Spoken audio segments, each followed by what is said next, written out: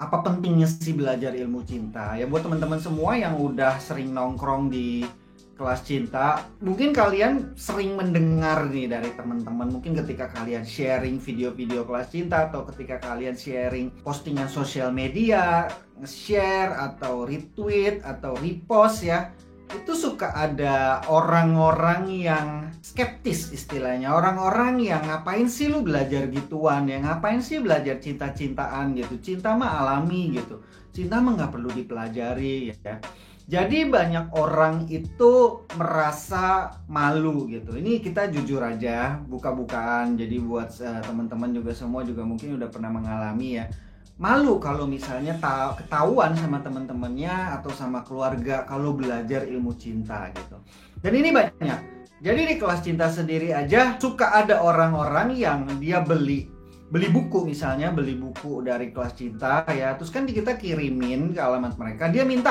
Mereka minta tolong jangan ditulis dari kelas cinta katanya, karena malu kalau ketahuan sama orang rumah atau sama orang kantor, karena bukunya dikirim ke kantor gitu. Jadi dia merasa malu kalau misalnya ketahuan dari kelas cinta, dia beli buku cinta, beli pelajaran cinta-cintaan gitu. Ada orang-orang yang merasa malu seperti itu. Dan ya kalau dibilang wajar, sebenarnya wajar, karena orang di sekitar kita menganggap ya cinta-cintaan itu masalah yang sepele ya. Orang menganggap cinta-cintaan itu masalah yang sepele, sampai akhirnya mereka sendiri yang kena batunya, menjadi korban dalam dunia percintaan. Diputusin misalnya, diselingkuhin misalnya, ditolak sama gebetannya, stres dan galau gara-gara cinta. Baru mereka berpikir, baru mereka kayak, shit, gue harusnya belajar. Ini ada caranya nggak supaya gue nggak mengalami seperti ini lagi, bener ya? Karena kalau saya melihat pengalaman saya pribadi dulu juga ya, ada banyak masalah-masalah atau ada banyak kegagalan-kegagalan saya itu karena saya nggak ngerti gitu. Karena saya nggak ngerti apa yang harus saya lakuin, karena saya nggak ngerti ilmunya, karena saya nggak ngerti pola percintaan itu seperti apa gitu. Misalnya waktu putus terus galau, susah move on gitu. Atau ketika pas PDKT, nggak ngerti cara PDKT sama cewek gitu, nggak ngerti cara harusnya bersikap seperti apa, nggak tahu sebenarnya cewek itu sukanya sama cowok yang seperti apa gitu. Nggak tahu, jadinya karena ketidaktahuan tersebut akibatnya jadi gagal, akibatnya jadi hancur, akibatnya jadi sedih, jadi galau. Kalau saya pikir-pikir, kalau aja dulu gitu ya, dulu ya.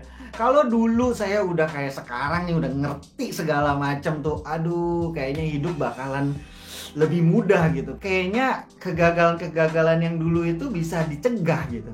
Saya mungkin nggak harus putus dulu, saya mungkin nggak harus galau, saya mungkin nggak akan buang-buang waktu PDKT sama orang yang nggak suka sama saya misalnya. Atau justru mungkin saya bisa mendapatkan wanita-wanita yang dulu saya incer gitu, tapi saya nggak bisa dapetin karena saya nggak ngerti ya. Saya nggak bisa dapetin, boro-boro untuk dapetin, karena saya berani PDKT aja nggak berani gitu, ngobrol sama mereka aja nggak berani ya.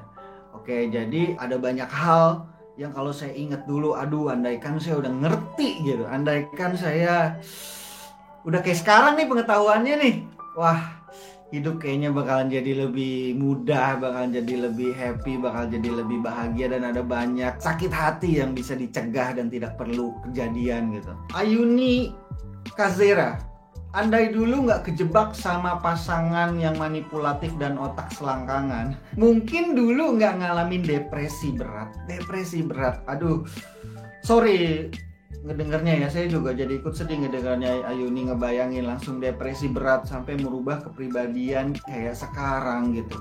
Wow, berarti itu impactnya dahsyat banget ya. Memang tiap orang itu beda-beda ya. Ada orang yang kalau mengalami masalah percintaan misalnya bisa dengan mudah cuek, misalnya dengan mudah cuek bisa langsung cari pacar baru lagi, langsung bisa move on paling 2 minggu misalnya gitu ya. Tapi juga banyak orang yang sulit seperti itu gitu, sulit seperti itu. Jadi kalau ada masalah percintaan bener-bener dalam banget sakitnya, bisa sampai berbulan-bulan, mungkin bertahun-tahun gitu, bisa sampai depresi, it's real gitu, bener-bener bisa sampai depresi, sampai nggak bisa makan, berat badan turun, nggak bisa tidur sampai akhirnya sakit beneran itu banyak banget, dan sampai beneran mengubah kepribadian.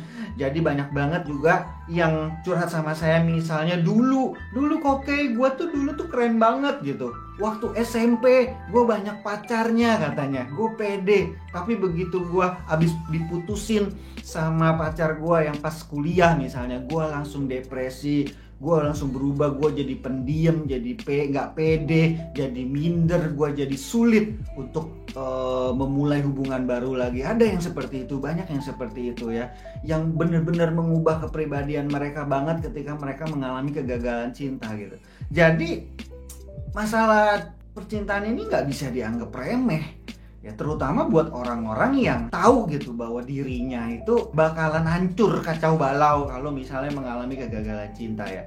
Kalau buat orang-orang yang bisa santai, bisa cuek begitu aja ya, mungkin mereka nggak perlu ilmu cinta. Oke, fine, no problem gitu. Meskipun menurut saya kalau udah kena gitu, ya mungkin orang bisa cuek dan santai habis putus cinta, bisa langsung dapat pacar baru dan segala macam, karena memang dia belum ketemu sama orang yang benar-benar kena aja gitu. Itu kayak istilahnya ya memang belum cinta-cinta banget gitu waktu pacarannya. Tapi kalau udah bener-bener yang sampai cinta banget, sampai investasinya luar biasa besar gitu, saya jamin gitu, secuek-cueknya orang itu, kalau putus atau kalau gagal, kalau terjadi apa-apa, kolaps juga bro gitu. Nah, kita masuk ke dalam materinya nih sekarang ya. Kita mulai dengan start yang real dulu, yang bisa kita lihat gitu ya.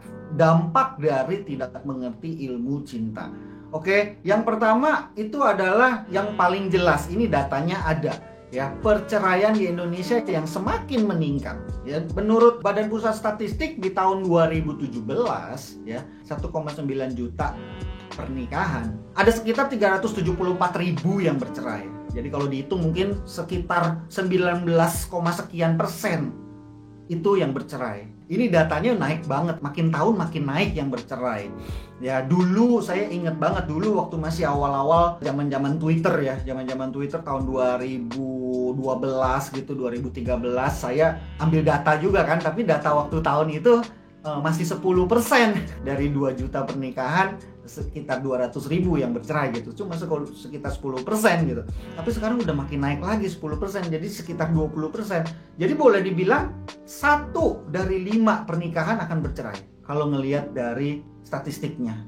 Ngeri nggak sih gitu, ngeri nggak?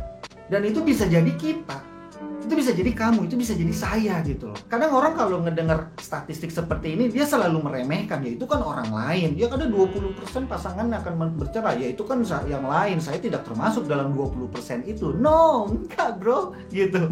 Kalau lu nggak jaga, ya lu akan masuk gitu ya. Yang 20% bercerai ini juga merasa dirinya tadinya bukan tidak akan bercerai, bener nggak? Emang ada orang yang merencanakan untuk bercerai? Nggak ada. Tapi ya akhirnya mereka bercerai juga gitu ya kan. Dan bercerai itu kan indikasi berarti mereka tidak bahagia dengan hubungannya. Simple kan. Jadi jangan meremehkan, karena kita juga bisa termasuk dalam 20% itu. Nah tapi justru dengan kita tahu bahwa kita punya chance seperti itu, makanya kita harus jaga. Makanya kita harus belajar dan menjaga hubungan kita supaya nggak masuk ke dalam 20% tersebut. Ngeri ya, dari setiap 5 pernikahan ada 1 yang bercerai. Wih, ngeri loh ini, ngeri loh. Dan ini angkanya akan semakin naik gitu. Angkanya semakin naik. Kalau dulu saya ingat banget, dulu zaman Twitter saya bilang 10% pernikahan di Indonesia bercerai. Saya ingat ada orang-orang yang bales saya gitu, baru 10% mah kecil gitu kan. Baru 10% kecil dia bilang. Kalau dibandingin sama negara-negara barat misalnya yang sampai 50%, 40-50%, 10% mah kecil dia bilang. Tapi naik terus loh, sekarang udah sampai 20% gitu. Kamu tunggu aja, mungkin 5-10 tahun lagi beneran bisa sampai kayak orang barat gitu, bisa sampai negara-negara barat bisa sampai 40% mungkin perceraian di Indonesia. Jadi kamu harus ngerti realitanya gitu. Harus ngerti realitanya di Indonesia khususnya ya. Video ini merupakan potongan dari materi berdurasi kurang lebih 1 jam yang ada di KC Star. Kalau video sependek ini aja bisa memberikan banyak manfaat buat kamu, bayangkan jika kamu nonton video fullnya. Jadi apa sih itu KC Star? KC Star itu adalah program edukasi online dari Kelas Cinta yang berisi ratusan materi berupa video, audio, e-book, dan event. Topiknya lengkap, mulai dari PDKT, relationship, putus cinta, balikan, move on, dan pengembangan diri. Kamu bisa coba gratis. Buruan daftar sekarang supaya kamu bisa langsung menikmati hubungan yang sehat dan bahagia. Linknya ada di bawah nih, langsung aja klik kelascinta.com/daftar. Sampai jumpa di KC Star.